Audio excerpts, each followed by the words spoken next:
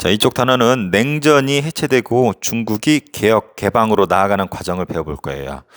자, 냉전 체제가 완화된대요. 완화는 줄어들었다라는 거죠.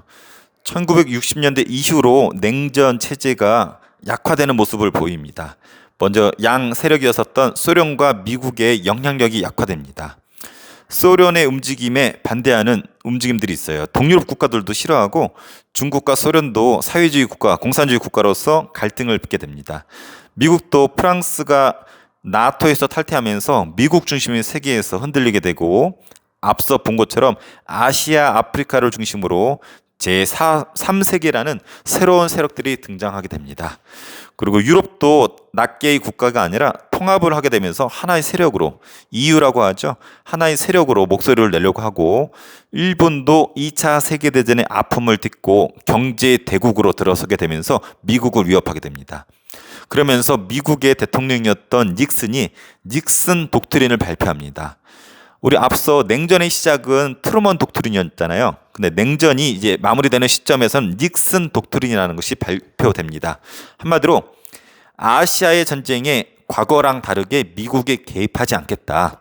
그러니까 미국이 영향력을 행사하지 않겠다.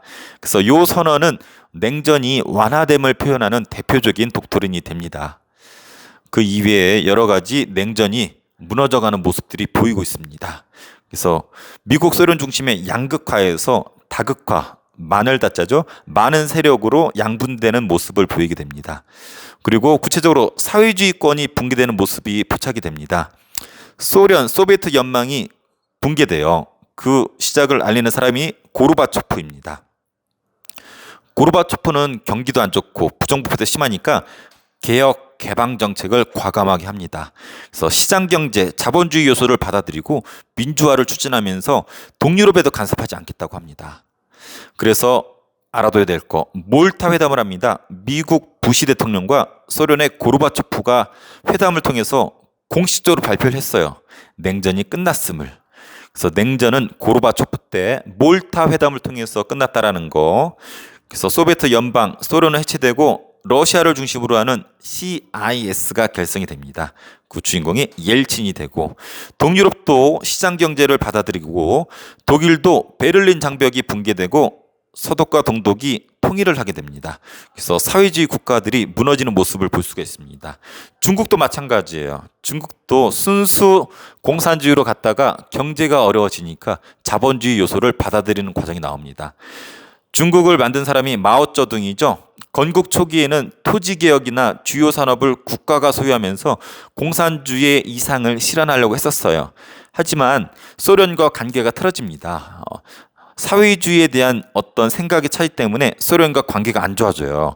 그래서 어떤 경제적인 부분은 소련한테 많이 의지했던 부분이 있는데 소련과 사이가 좋아지지 않으니까 독자적으로 사회주의 경제를 추진해야 되는데 이것 때문에 마오쩌둥이 추진했던 운동이 대약진 운동이에요. 그래서 농촌의 집단화를 추진을 통해서 여러 가지 사업을 했는데 다 실패해요. 그래서 엄청나게 많은 만 단위 엄청나게 많은 중국 사람들이 굶어 죽어요. 그래서 이걸 계기로 마오쩌둥이 욕을 많이 먹습니다. 그래서 대약진 운동이 실패로 끝나니까 정치적으로 마오쩌둥이 위기에 놓이게 되고 이걸 해결하기 위해서 마오쩌둥이 했던 것이 문화 대혁명이에요. 단어만 들어보면 문화 대혁명 상당히 좋은 것 같지만 아니에요. 홍위병이라고 하는 그 당시 중고등학생들 중심인데 이 홍위병이 마오쩌둥을 지키기 위해서 독재 권력 강화에 이용이 됩니다. 그래서 마오쩌둥이 했던 말, 어록이라 그러죠. 마오쩌둥의 어록 수첩을 들고 다니면서 마오쩌둥의 말을 마치 신의 말씀처럼 신처럼 따르고 마오쩌둥을 공격하는 지식인이나 이런 사람들을 공격하기 시작합니다. 그래서 이때 전통적인 문화재 같은 것도 많이 파괴가 되고 마오쩌둥을 비판했던 예술인, 지식인들이 많이 죽습니다. 그리고 그래서 사회가 혼란이 지속되고 중국이 의도했던 바와 다르게 공산주의 국가가 상당히 혼란에 빠지게 됩니다. 그래서 문화 대혁명 때 중국은 엄청난 피해를 입게 되고 마오쩌둥이 죽고 권력을 잡은 사람이 덩샤오핑이에요. 중국의 입장에서는 이 사람 되게 고마워해야 될 것 같아. 개혁 개방을 합니다. 이 사람의 또 유명한 말이 흥묘백묘론이에요. 묘라는 말은 고양이 묘자예요. 검은 고양이든 흰 고양이든 쥐만 잘 잡으면 된다. 해석을 하면 공산주의든 자본주의든 중국 사람들만 배불리 먹일 수 있다라면 된다라는 개방적인 생각을 가지고 있었어요. 그래서 시장 경제를 공산주의에 접목시킵니다. 그래서 광저우, 상하이 등지에 경제 특구를 지정해서 외국인의 투자를 허용해요.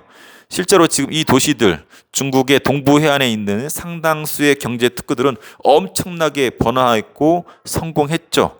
엄청난 도시들이에요. 우리나라보다 훨씬 더 발전한 도시들이에요.